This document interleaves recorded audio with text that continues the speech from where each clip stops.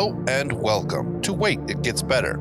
Every week, we bring you a story straight from our brains, purely for the love of the game. I am, of course, Levi. I'm Reed. I'm Seth. And we're here to continue telling you the story of Robin Hood in space. That's right, ladies and gentlemen. Reed last week had fiction by another name, and he chose Robin Hood. It's set in space, though, which is kind of cool. But Robin Hood is a fiction? Robin Hood is a myth and a legend, a lot like King Arthur. We're pretty sure someone like him existed, but we're not exactly sure. Right? I would say that's right. Right. Be close. So Seth had Reed, I think, came out with his first last week and talked about it. And then Seth's prophecy, which he had last week, was the fact that Robin Hood is a story that exists in this universe, but the parallels aren't exact, or maybe they are exact. You can't people don't know that it's the story of Robin Hood, but there's some similarities to it. Am I getting this right, Seth? Kind of. I would say in space, you would have, I think what was kind of brought forth last time was, because the way I put it out would be some character has the book or is obsessed with the story of Robin Hood, right? And so is bringing up concepts or things that are not that they're recognizing them as things that are happening, but is bringing it up. And so if you have this space age thing, right, you have this story that's now, I don't know, another millennia or so beyond, us. Right. And so their version of Robin Hood could be, slightly different based on, let's say, civilization has spent, what is this, a millennia in space, right? And so concepts of a medieval stuff might be skewed. Yeah, absolutely.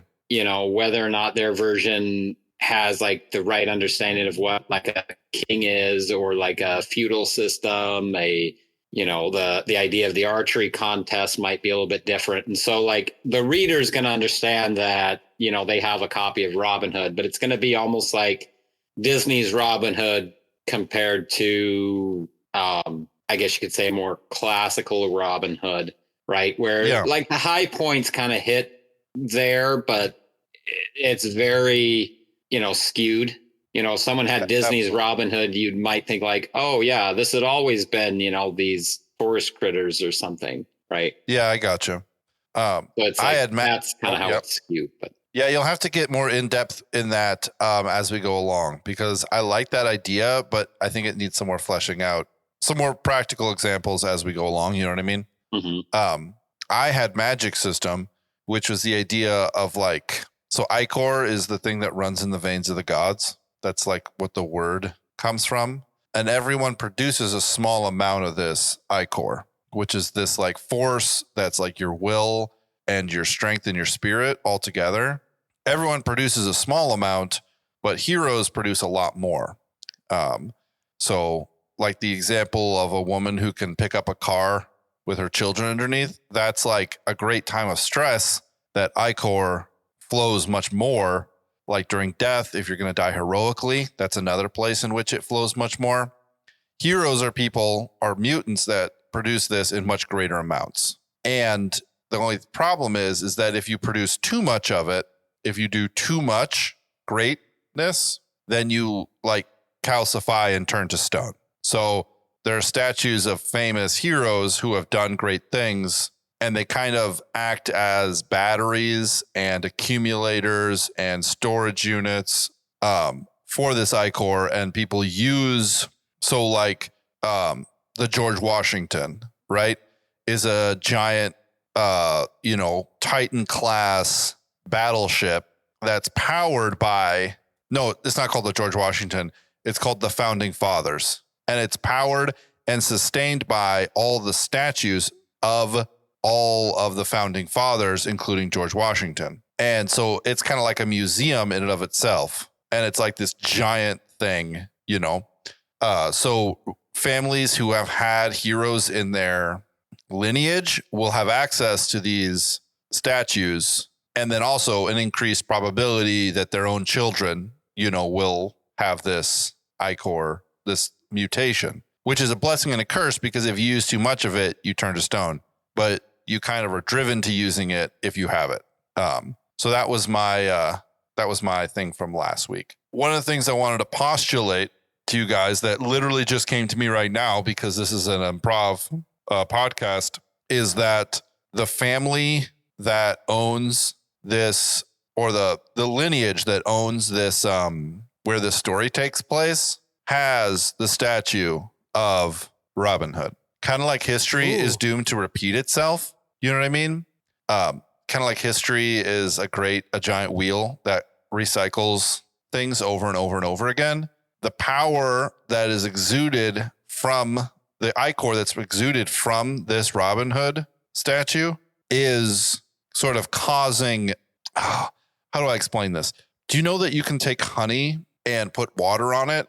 Like you put a little honey in a bowl and you put some water over it. And if you like sort of swish it around, it'll form honeycomb patterns.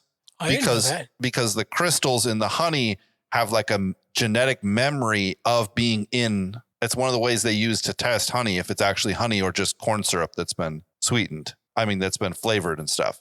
It's like it has a memory of what it used to be, even though it doesn't look like it at all. I didn't know that. That's kind of cool. Yeah. So I'm postulating that is what is happening here, is that the personality and the history and the reality of what Robin Hood went through is exuding this whole place, which is causing things to happen the same way over again, which is one of the reasons why, Seth, in your story element from last week, the books about Robin Hood would kind of match up, but not really. And you would kind of be able to see parallels, but not really. You know what I mean? Mm-hmm. So anyways, that was our story elements from last week. What did you guys draw at the end of last week? I have villain sidekick. Fighting style. I have wise old man. Anyone have any other interesting, story building elements you want to add to this? I do have a timeline of Robin Hood here. But it's not really complete or good. It starts in January 1st of 1066 with the battle at the Stamford Bridge and ends in January 1st of 1247 at the death of Robin Hood. So any other cool story building elements you guys wanted to add in? There's like a little bit with the fighting style, but I'll save that for the... Gotcha. So, when I introduced the story, I introduced a character. I called him AJ Jones, and he was a veteran. He had been discharged from his service in the Space Force, compulsory service. Yeah. And he was headed back to his home planet where his family had been pioneers and built, a holding. They had facilities and production facilities. I hadn't even decided, what was it they were doing, but they were surviving, and they were, shall we say, contributing to the commerce of the universe, so to speak. Right. And he comes home, and his dad had died, but the trusted steward that whose family had helped them, for a couple of generations had been killed. And his home place had been commandeered by kind of we didn't come up with a name. I called it the collective, but kind of the combine that has control of things back home. Right. And so hence the Sir Robin of Locksley, returning from the Crusades and finding the, wicked Prince John in control and his lackey, the Sheriff of Nottingham, pushing his people around and causing bad stuff. Right. So you're saying like is this statue on this guy's place? I don't know. Maybe it's hidden somewhere. Yeah. Maybe it's in an old place somewhere, time where it's just been left time out of mind. My thought is that people don't understand this whole history repeating itself. Yeah. And my also thought is that the reason why people don't is because like all the famous people in history, their statues are being used so that ichor doesn't have a chance to kind of like move out into the area. So you mentioned there's like, like a nebula in the area had been, kind of nicknamed Sherwood Forest, and there was some treacherous aspect to try to navigate the area. There might be a place there where the statue would be. And I was trying to think when you were talking about like what his family produced, and it has to be something that's interesting enough that the sort of this collective governing body wants to clamp down. Yeah. It could even be something like they're like one of the first ships that came to this area got lost in the nebula, and now like just the way that the nebula interacted with the statue that's inside of it is kind of affecting everything else. It's maybe there's a more than normal amount of ichor produced by people who live in the planets. It's like a compounding effect with the statue or statues that are in the nebula mixed with the whatever chemicals are in the nebula are causing. Basically, people are much more powerful coming out of this area, and that's why these collective governing bodies want to both stamp them down and keep them from rising up, but also kind of peel them off and use them for mandatory military service. Yeah, right. Well, I could start. I could introduce my character. Yeah, let's do it. Okay, I've got villain Sidekick, and I'm imagining that the villain is basically he's like the head of this organization. And I've got my guy, the Sidekick. His name is Shotsky, and kind of he would always ask himself, what's the angle when trying to position himself for the best possible advantage in any situation. And he had kind of landed on his feet this time. Here he is, and his official title includes the word director, and kind of directing is what he does. If he was a salesman, the technique he would use is the assumed close. Kind of the high pressure. He just starts filling out the paperwork, just like don't give a person a chance to say no, really. And what I mean by that is like the way he handles the whole process of like taking over the holdings on this planet of the families of these pioneers that had come and carved things out. He just kind of takes charge. He's a real take charge kind of guy. He's got the blessing knowing that he's not going to get slapped down by the boss. He's kind of got carte blanche to do what he wants. And he just takes charge, starts just assuming everybody's cooperation. Yeah. And resistance or objections are just dismissed rather than dealt with, unless somebody gets real, wait a minute here. Well, then he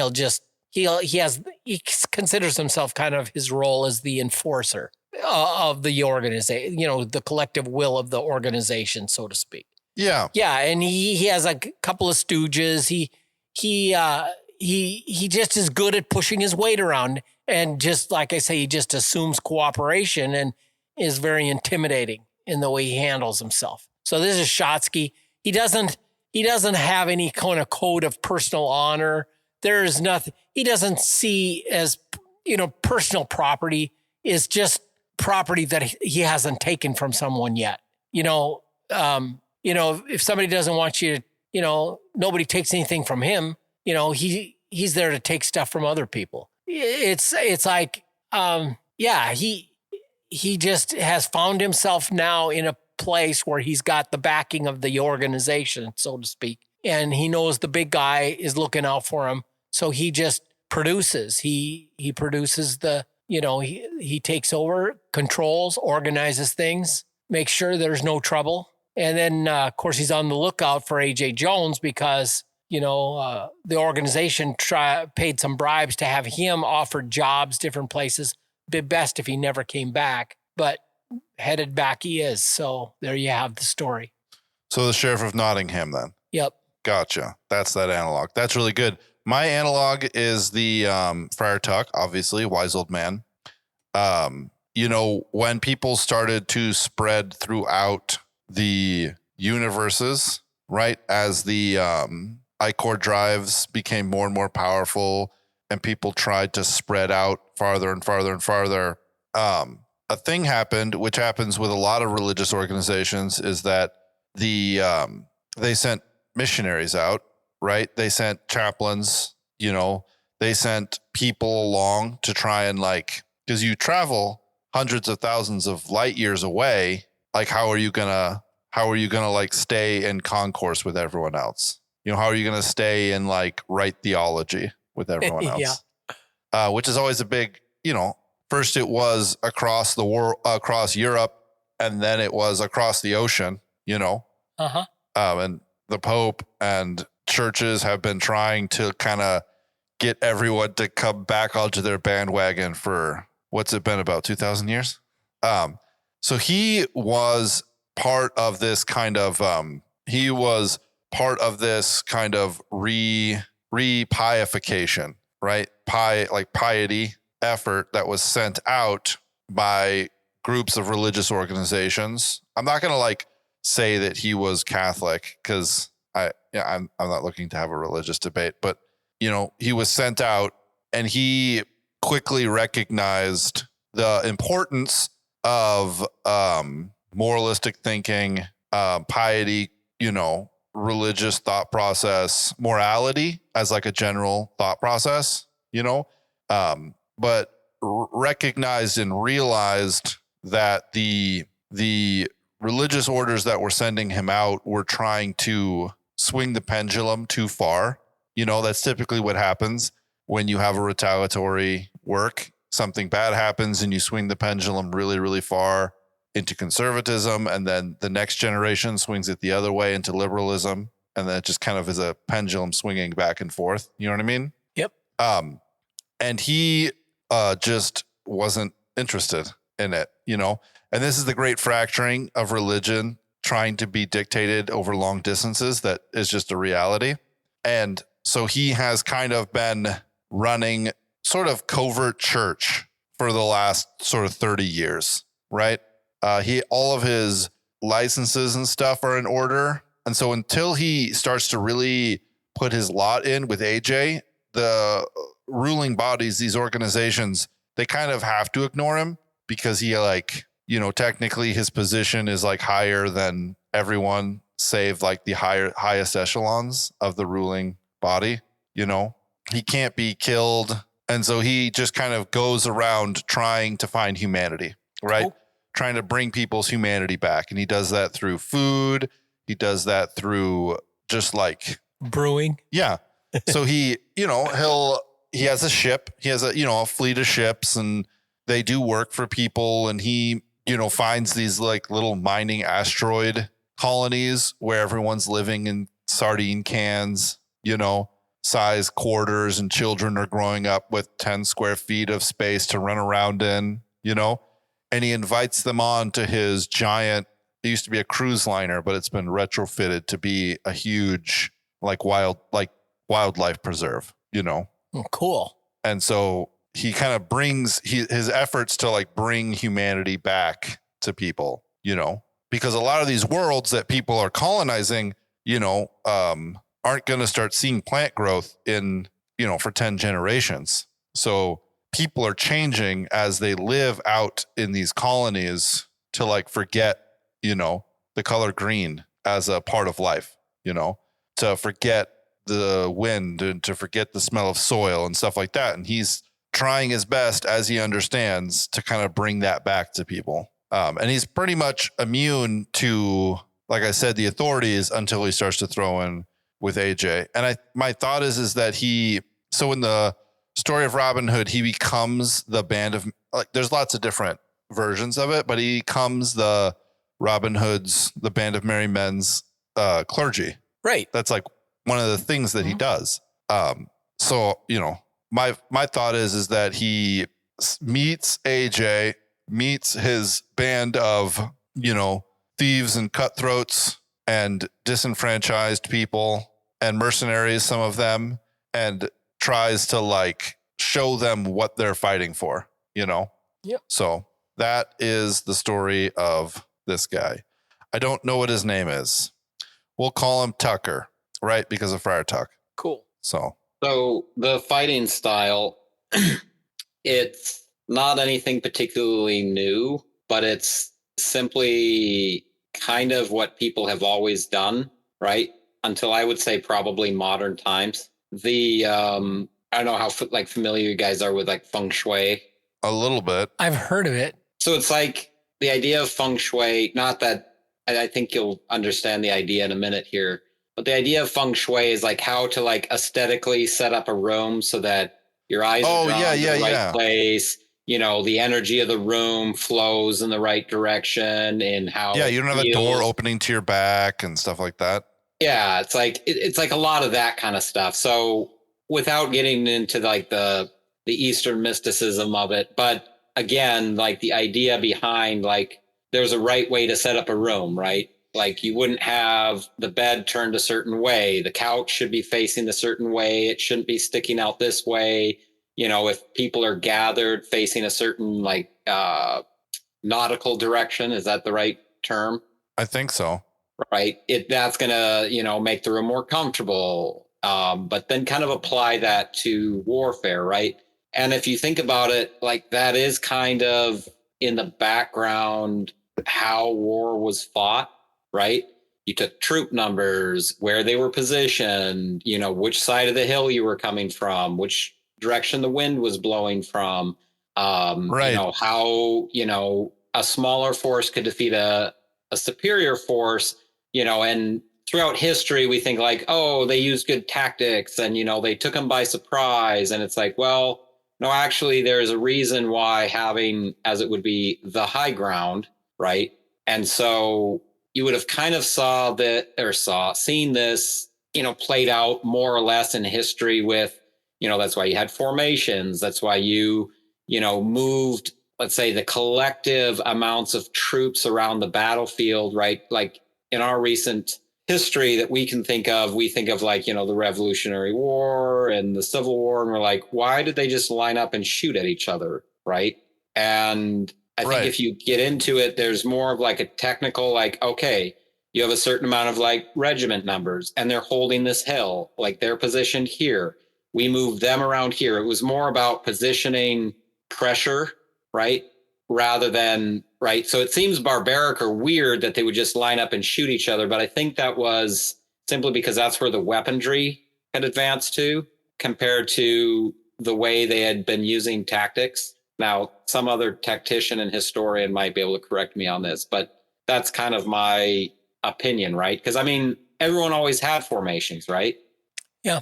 You know, It was always, you know, take this hill, hold this hill. The fortification is on top of the hill, right? A choke point at where two rivers meet, right? And some of these things seem like, you know, they're half drawn through things like economics and, right? But really it all plays into this, you know, the I-core thing, right? And so you're kind of pushing and pulling this kind of energy of the battlefield, this, you know, like you've got your different kind of troops, right?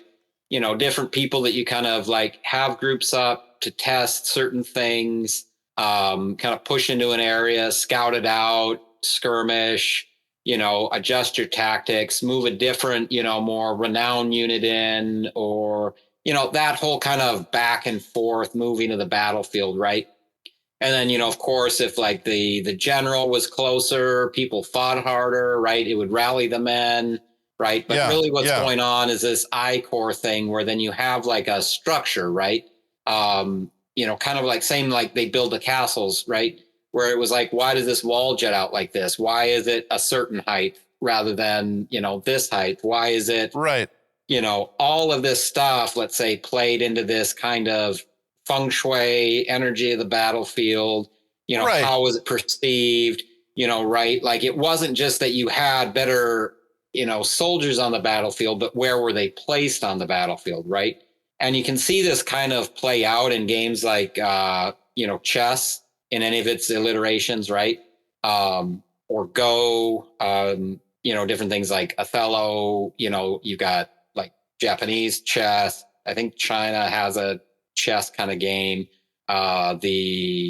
You had a different kind of one. The Norse had it where it's like it's kind of like chess, but it's kind of played out different and like the pieces move. But it was kind of about like hedging in, kind of like setting up choke points and setting up structure to kind of push the battlefield a certain way. And so I think that's, as it would be, the fighting style has always been that, but perhaps especially with the open use of I-Core, right? So it's like you take the field and it's not so much having, 30 cruisers and they only have 10. If you just come out in a flat formation, right, and they come at, with a structured thing that's like channeling the I-Core from the certain direction, it's going to function better, right? It's going to, right. And so one of the things, they have two things, and I'm thinking this could be something where like it replaces like the archery contest, right? Where of course they fight big battles and stuff like that, but then there's like some kind of chess game that's kind of like that's what tacticians play, right? It's like, what is it? I want to say they had something like this in Ender's Game, didn't they? I mean, besides like the battle room stuff, they had a couple of different strategy games that they would play. Yeah. Okay. I mean, the battle rooms were all about like formations and like stuff like that. Yeah, but anyways, I'm thinking some kind of like a chess game where it's like it starts out where you're, it'd be like a chessboard or like a Go board or something like that. I can't remember what like the Japanese chess is. It's been a while since I've looked at that, but I know like each of the different pieces have different moves and they kind of like can do different things and a lot more stuff than regular chess, but that kind of idea. So there's like this, like that's kind of like the intellectual game that people play, right?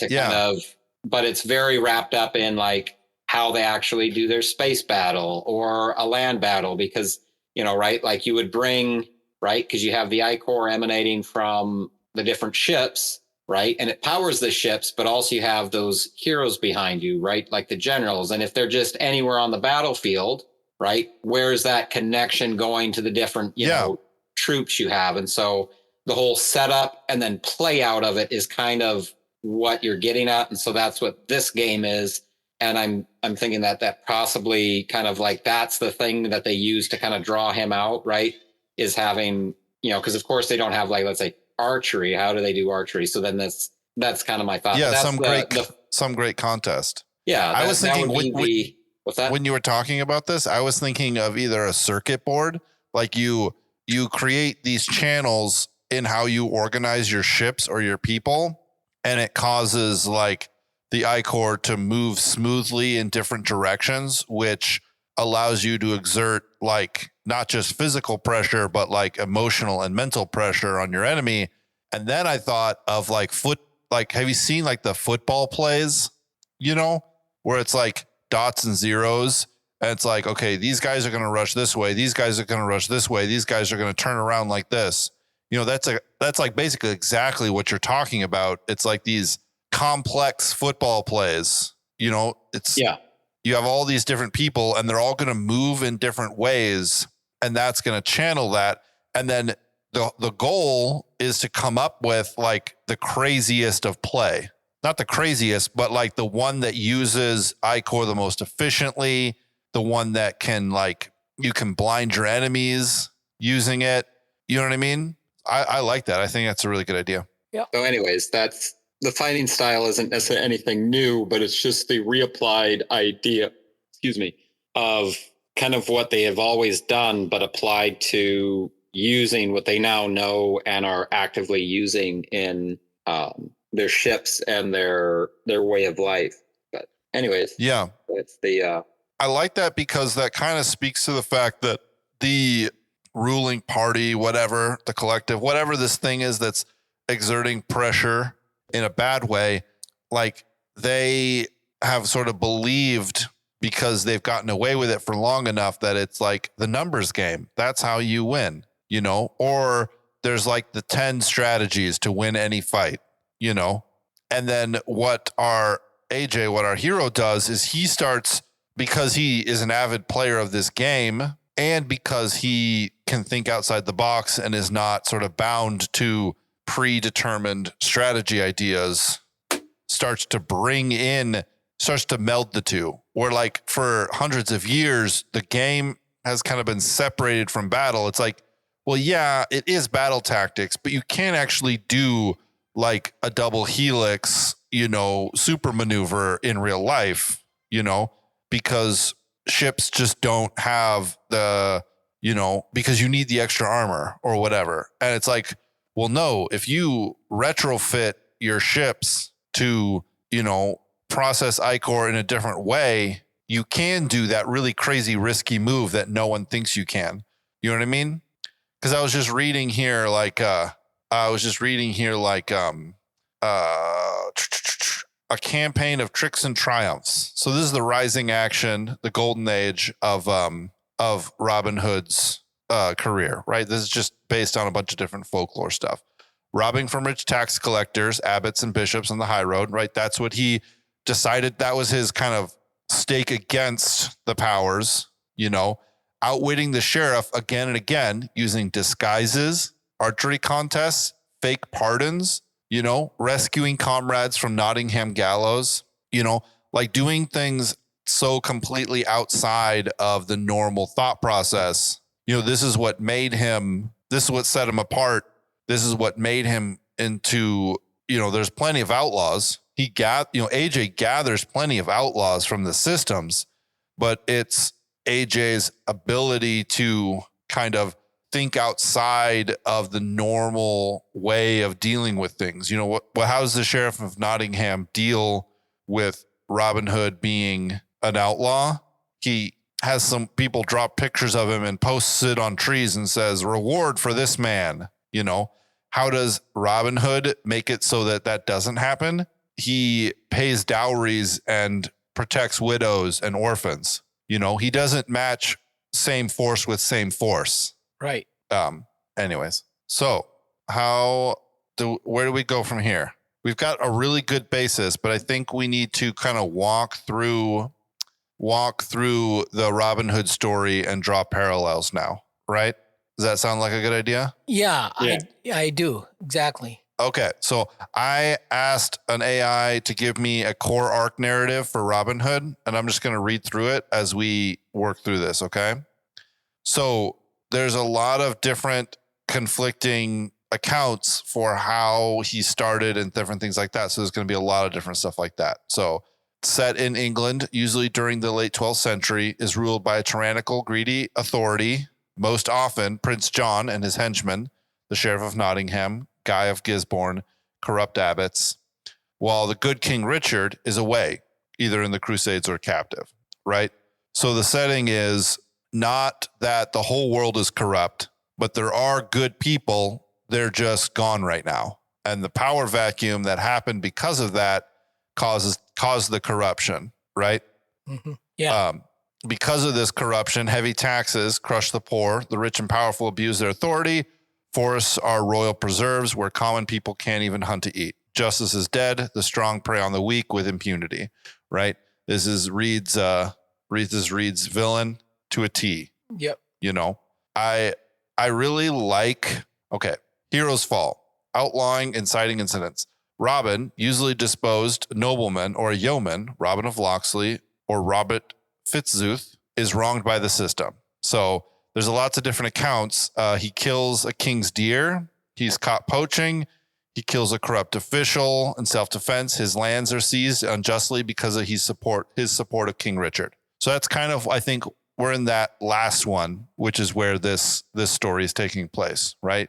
Because AJ comes back and finds all of his family's, property and holdings just taken away from him, because of the corrupt system that is withering away because of the lack of leadership that exists, right? Yep. And he speaks out against it. He doesn't just accept it. Like you said, they offered him a job to try to get him away, but he refused. Right. He just, when he finished his tour of duty, he wanted to go home. And then because he feels responsible for the people that helped his family put it all together, and they're there, it's like you have a company, and I could retire and be comfortable, but there are families that have been working for me that are depending on this livelihood. And so I kind of have to keep it going, Right. But there's also the fact that he does this not just in a vacuum. He has like Robin Hood does not think I'm going to be king of England. Right. So AJ doesn't think I'm the king of this whole place. I'm supposed to be the ruler. He's like, there is a ruler. There is a whatever, a military body, a governing body that is good, but it's gone right now. Right. It's not gone like dead. It's like, Richard's at the Crusades. Yeah. And he was hoping that this, good people honoring contracts, respecting each other's, I have my rights only go as far as the next man's nose, so to speak.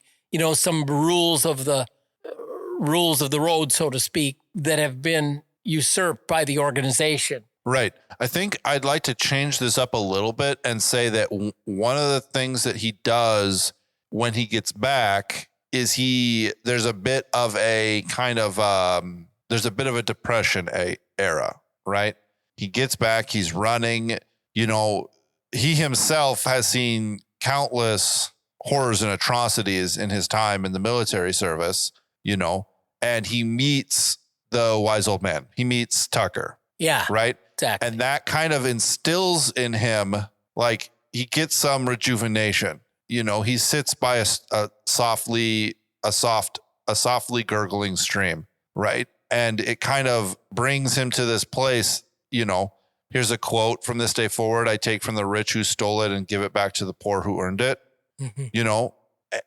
There's at first it's like, well, what can I do? What injustices can I actually come against? And he realizes I can do a bit. There's a bit that I can do. Right. Next is gathering the band, building the found fan, assembles the Merry Men, Little John, Will Scarlet, Much the Miller's Son, Friar Tuck, Alan a Dale, and later Maid Marian. And I just imagine each one of these characters really kind of being a whole crew of a certain type of ship that can do a certain type of thing. Yeah. Because at this point in time, it's not 5 or 10, 20 guys flying around hundreds of millions of miles of space in little spacesuits doing that. It's, Little John is a ship that has particular characteristics, that follow the Little John motif, Mm-hmm. What was it? Little John's the one he met with the quarterstaff on the bridge, Yeah. And he had to prove himself, right? Or, I'm not going to deal with you unless you're worthy, Right. So an old mining ship that, is like heavily armored and incredibly tough and uses ramming to invade other ships rather than, boarding parties, it like rams in and like the people who tear up and open the hull and vent to space is kind of an effective mechanism. Yeah. Yeah.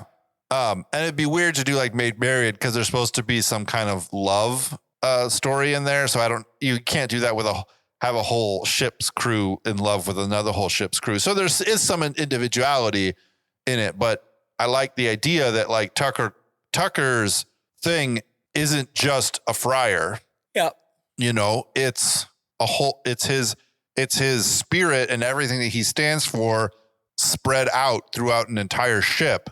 And anyone who comes to that can experience Friar Tuck, and then the big thing being forming a guerrilla brotherhood, living outside the law, but bound by their own code of honor, loyalty, and rough democracy. So, living in this nebula, kind of spread out. I don't know. Yeah. The notion of the consent of the governed, governing by the consent of the governed is it's one of those concepts that presupposes that honor demands that we respect, one man's right to, keep what is his own and raise his family in security, Yeah. Okay. So my idea about this like nebula, which is like your Sherwood forest, right? So you have all these different asteroids, these different planets, but being this is space, all these other galaxies and stuff aren't going to function exactly the same way. Sorry, I have anyways, the nebula is kind of like the center of this galaxy, right? And it's all the planets or habitable areas don't, let's say, have like a concentric outward spacing, what do you call it, orbit. Okay. But the nebula functions as the sun, right? It reacts with the different atmospheres, creates the heat, filters in the breathable oxygen or gases that, nourish the planets, make them habitable, right? And each one is different, and different ones are habitable or uninhabitable to a certain degree, dependingly, right? But like it reacts where then through the atmosphere, it brings light during the day, the planet or asteroid, whatever is rotating. So there might be some that don't rotate, right? But it's always like this kind of light on one side and dark on the other. Yeah. Whatever. It's space. But then that's the nebula. There's no like center, like sun to it. But whatever it is, it's like, and perhaps, it's just, all that, like you said earlier with like the circuit board idea, it is like a energized circuit board of the different gases, different things that are emanating out. So I'm trying to like picture it here, and I can picture what I'm thinking in my head and then trying to explain it. So it's not, they all kind of sit at the barrier or at the outer edge of this nebula, right?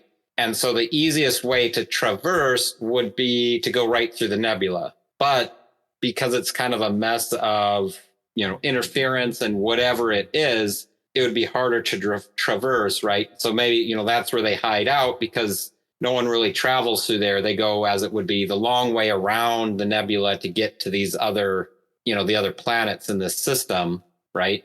Yeah, I think that's a good idea.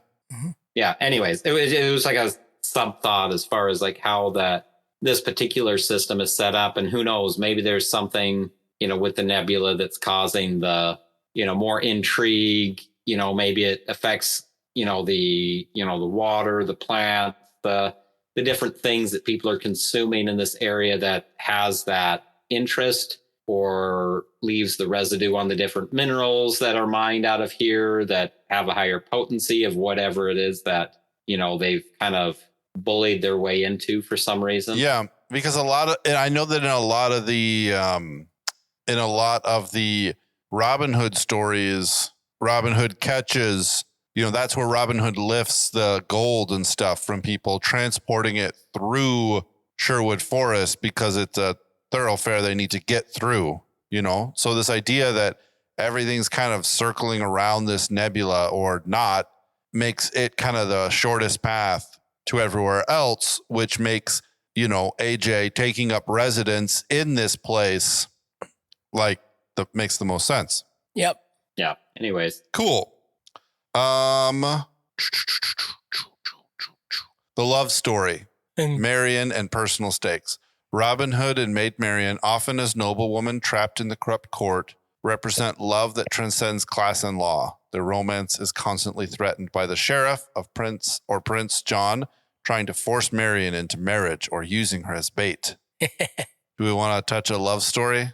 I don't want to. I'm going to steer clear of that. Yeah, I someday I'll be able to write decent romance. It's not today though. It's not going to be today that I'm going to be able to write decent romance. All right, the lowest point. I'd say maybe he names his ship, the Marian. Oh, that's okay. Yeah, I'm fine with that. Yeah. The lowest point, betrayal or near defeat. Authorities finally get serious. Massive manhunt, rewards treachery from within. Actually, should we reserve that for the last episode? Because that's kind of the tipping over point. Like right now in our story, AJ has kind of come back from his military service, found the world to be utter and completely destitute. Everything that he thought he was fighting for is no longer good or important anymore. And so he breaks off to try and make the world that he thinks should be. Gathers other such disenfranchised individuals and begins to lay waste to the powers that be. I think really in the hopes that the ruling parties that held forth truth and justice will come back. Yeah. And then we'll pick up next week for the last bit of the story and try and make something cohesive. Cool. All right, ladies and gentlemen, thank you so much for joining us for this episode of Wait, It Gets Better. If you liked it, let us know. If you thought it was boring, let us know. These fictions by another name are always interesting. I'm actually going to take a vote to see if we want to remove that, because it's difficult to try and make an interesting story that has enough uniqueness, but then also follows a parallel, you know? Mm-hmm. I don't know. I struggle with it. I do find it interesting. I think we've only had it twice now. Yeah. And ironically enough, the other time we had Ivanhoe, which is another. No, we didn't. We had The Hobbit. Did we have The Hobbit? Yeah, yeah. Okay. So we've had it 3 times, but. Oh, I don't remember the Ivanhoe one. Are you sure? You sure? It was like a really hard one to do. It was. Yeah. Yeah. So I'm just going to make an executive decision that story element is getting chopped off after this one. After we absolutely blow this one out of the park, we're going to retire it because of how good we did on it. That's right. Yep, absolutely. Optimistic way to put it. Hey, Seth, pick a number between 1 through 9. 8. 8. All right. I have happy ending. Oh, that's good. I mean 9. Unless that would be the one before, and then sequel is the one after. I read a number 1 through 7. 6. Wild card Seth has, which for the people listening, that just means that he gets to choose any weird thing to add in. I thought it was any, so I could go back and pick, let's say, government type. Yeah, if you want it. Like I said, anything weird. Or as in like the story element, like a whichever, like a wild card, whichever story element. The random insert would be like the anything kind of wild. True. Yeah, I suppose that's true. Reed has unique artifact. Okay. Ladies and gentlemen, we're going to join you next week for the end of this story. Send us an email at waititgetsbettercast@gmail.com. Message us on Twitter at @getsbettercast. And until next week, don't forget to wait. It's getting better.